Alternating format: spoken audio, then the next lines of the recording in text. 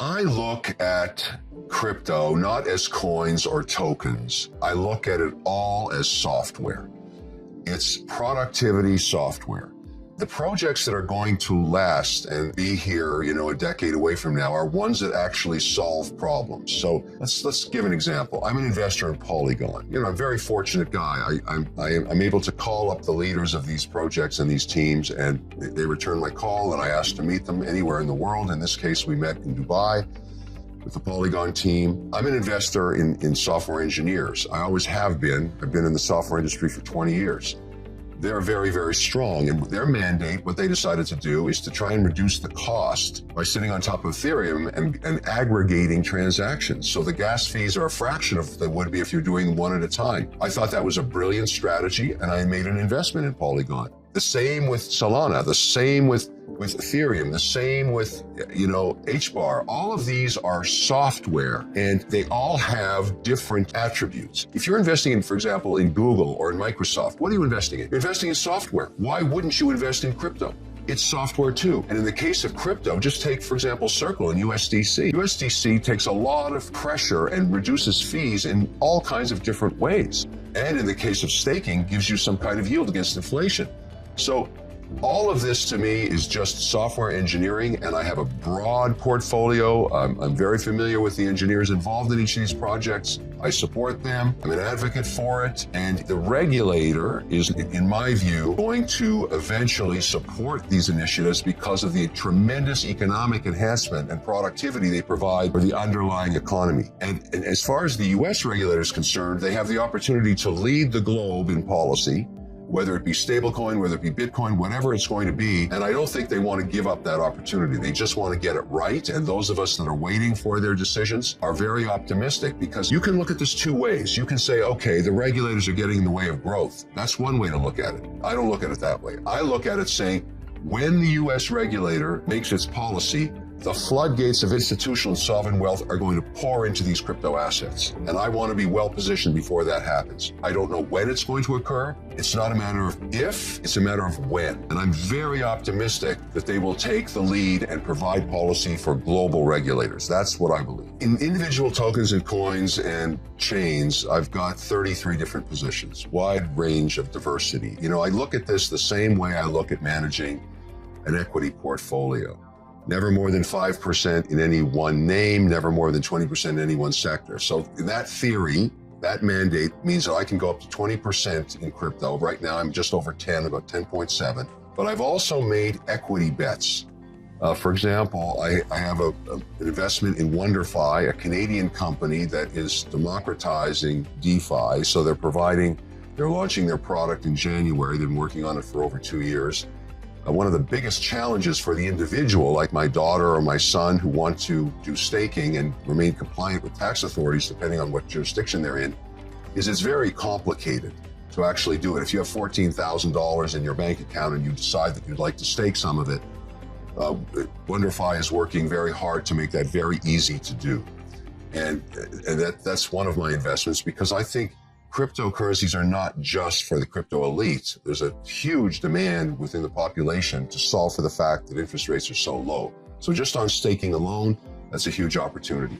Number two, I became an investor in Immutable Holdings, which is Jordan Freed's company. Why? Because specifically he owns the domain NFT.com. Now, normally I would not put a lot of weight on a domain, except in the case of NFT.com. There's so many S&P 500 companies that have NFT strategies that want the domain NFT.com/fill in your corporate name. So he's going to be curating that. I'm an investor in that as well. And yes, I own individual NFTs. I think, for example, I'm a big believer that NFTs, which are basically digital wallets of information, are going to be very big in the physical asset world. One specifically that I'm part of the advanced thinking on, if you want to call it that. I'm funding a white paper on it right now, is for the watch industry. The watch industry, as you may know, is one of the fastest growing asset classes in the world right now, multi-billion-dollar secondary market in trading fine timepieces. And we don't have any NFTs for authentication and insurance purposes. The idea would be, if you take a high resolution scan of the dial, you can identify that watch in perpetuity, and you can avoid fraudulent trading of a piece that was made to knock it off. And that's of great interest to all the great watchmakers. Just my collection alone, I want to do that on. So the whole point is there's so much activity on NFTs, and yes, I'm an investor there. The whole concept here, everything we've just talked about is all software. I keep going back to that. I look for the best teams, I invest in their companies, I invest in their tokens, their coins, their currencies, but it's all just software. Yes, I have a position in Bitcoin. It is not my largest. It is close, it's up in the top quartile though. Ethereum is larger than Bitcoin right now for me. I am a huge advocate for Bitcoin. I treat it as an asset, no different than a AAA office tower in Boston. It's an asset. I don't consider it a currency. Now, everybody has their own opinion. My opinion is it's an asset. So I hold it. I don't trade it. I do stake it.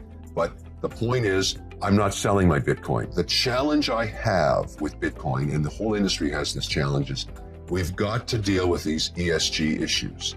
There's a lot of criticism around Bitcoin because of the amount of energy it takes to get a coin awarded. And in that area, I'm working very hard. There's lots of initiatives to create Bitcoin.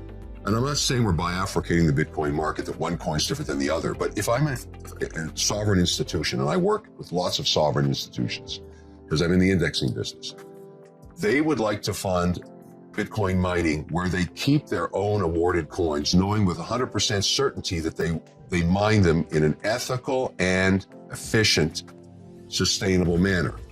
And that is where a lot of the new capital is going. And whether that be wind or solar or nuclear or whatever, all of those projects are happening globally, and they're being funded by sovereign wealth because sovereign wealth has ESG and sustainability committees on top of their asset decision making.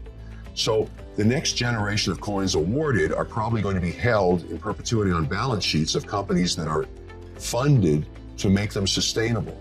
And, that's one way to solve that problem. At the end of the day, I would argue that Bitcoin mining is at the forefront of efficient energy use. It really is. It's just that the rest of the investing world doesn't take that view. And there's been a lot of criticism of what happened in China initially by burning hydrocarbons to create electricity to make coin. And you've seen all of the controversy in the last year, but why wouldn't I want to own that for the long term? I mean, I just think the long-term prognosis for that is to own it beside gold as a hedge against inflation. Bitcoin, what's happening though, a lot of the innovation that's occurring within the software engineering, you got to remember something, the hottest hands, the best developers in the world have moved over to crypto. Again, I go back to Polygon. Polygon's working with Ethereum.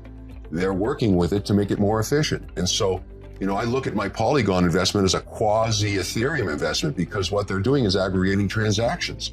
They're making Ethereum more efficient. Many people in financial services are concerned that Ethereum's too slow, and that's why they're looking at Solana, for example. And so, you have to make multiple bets. You can't bet on just one horse in crypto. You've got to go with the hottest teams, with new innovation, new ideas, which is what I do. And again, I say I'm so fortunate because I have direct access to these individuals, and that's probably a little bit to do with, the work I do in the media, but it doesn't matter. What matters to me is what can I do as an investor? How can I support their initiatives? And I believe there's a direct correlation between social media, the media, and market capitalization. My ability to help a company tell a story really matters. So if I can get millions of followers as I have and explain to them why I'm doing what I do and why I support these different teams, I think it's of everybody's benefit. That's good. Companies have ideas. Engineers have ideas. They have innovations. People should understand what they are. I recently took a position in helium. I'm intrigued by the idea of providing, low-cost Wi-Fi on a global basis to democratize it, to make it less expensive in all kinds of geographies. I like that idea. It's a great initiative. Why not own it? And let the managers and the miners around the world do what they're going to do. But there's an economic reason to own that. It's driven. I always believe the best ideas are driven by economic momentum. Some problem you're solving, some efficiency you're creating, some productivity you're providing, that gives you the long view. And so I'm a little bit more focused on enhancing productivity and economic value than, let's say, meme coins that I have less of those in my portfolio. Although I do support Ethereum because I'm involved in cat DNA research. I own some Ethereum. I think the fact that they give back to animal shelters is good. But, you know, that's just one of the meme coins that I'm involved in because there's a reason to do it. People know that I'm an investor in Biz+Pedia. They're probably the most advanced DNA company for cat health. It's been a very successful company, and there's tying together the crypto world with the real world of DNA testing and sequencing.